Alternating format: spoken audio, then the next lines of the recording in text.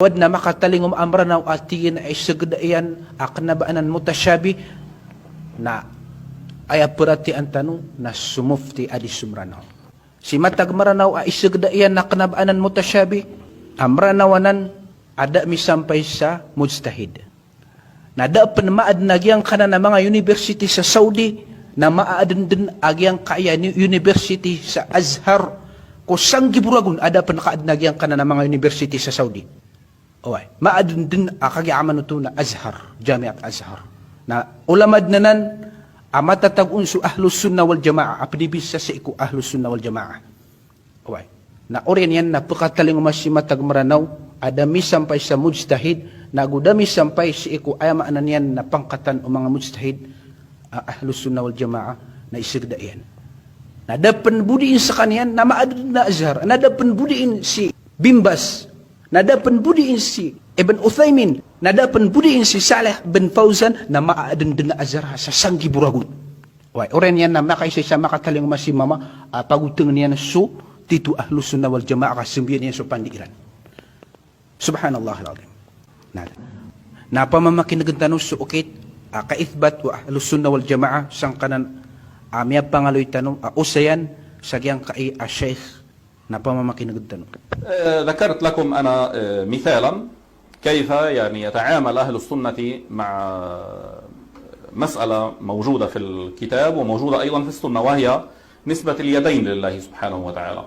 كيف أن أهل السنة منهجهم كيف منهج من هما يعني مخالف لأهل السنة.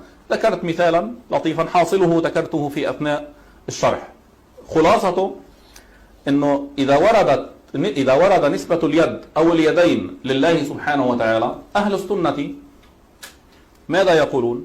إما أن يقولوا أثبتت اليد وأريد بها القدرة أو النعمة أو نحو ذلك بحسب ما يدل عليه السياق، أو يقولون نثبت اليد ونقول هي صفة بلا جارحة ولا عضو ولا حد ولا جزء ولا نحو ذلك، صفة لا نعلم حقيقتها لكنها قطعا ليست تحتمل التشبيه. لماذا؟ لأن القواعد الإجمالية الكلية التي رأيناها في القرآن والسنة والقواعد التي دلت عليها العقول يجب أن ننفي بناء عليها التشبيه.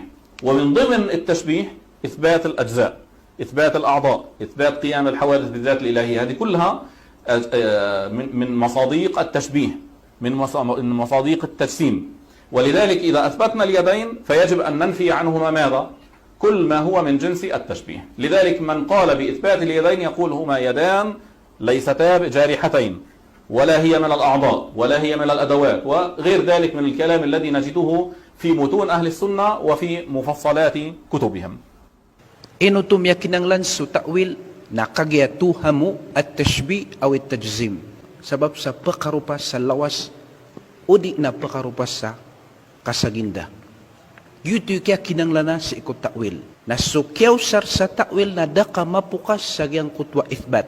Ama ka iithbat ka sa iku khabar. Agyang kaya dua maslakan.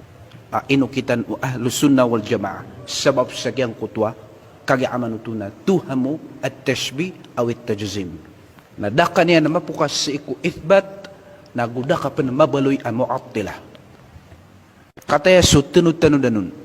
Kagaya so kaithbataon ang gulalan sa khabar kanabang gulalan ko akal na miya pakalidas kanyan si iko tashbih na gumiya pakalidas kanyan si iko tajzim.